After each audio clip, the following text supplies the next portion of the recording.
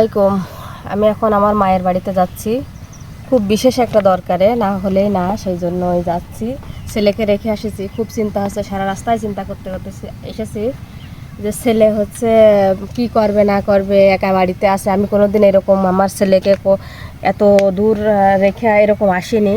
আমার মার বাড়িতে যেবারে এসেছি আমরা তিনজনাই একবারে এসেছি, তো এবার খুবই টেনশন হচ্ছে কি করবে না করবে, তাই তো মনটা একটু খারাপ।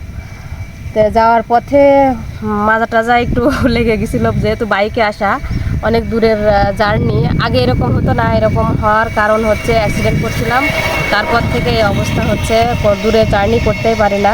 তো রেস্ট নিচ্ছি, দৃশ্যটা দেখতে খুব ভালো লাগলো, সেই জন্য আমি আপনাদের সাথে শেয়ার করলাম। দূরে ওটা কি আনের বাবা? এটা সোলার পাম্প, ওটা দিয়ে পানি ওঠে না? বিদ্যুৎ, সৌর বিদ্যুৎ। জিনিসটা দেখতে খুব ভালো লাগলো, কারণ এই সময়ে এই মৌসুমে পানি ওঠে না কোনো জায়গায়। এই জায়গা দেখছি যে বেশ ভালো একটা ব্যবস্থা করেছে, বেশ ভালোই লাগলো দৃশ্যটা দেখে, সেই জন্যই আরও আপনাদেরকে জানালাম একটু। একজন দেখছে স্প্রে করছে জমিতে এই দুপুরবেলা রোজার মাসে, আর এরকম স্প্রে করছে। তাও কৃষকদের যে কি কষ্ট, মানুষের মাঠে আসলে তারপরে বোঝা যায় যে আসলে যার যার স্থান থেকে সেই কেমন কীরকম কষ্টে থাকে বা কীরকম কি করে। একজন সার বুনছে দূরে দেখছে, আর একজন হচ্ছে স্প্রে করছে জমিতে। দৃশ্যটা দেখতে খুবই ভালো লাগলো।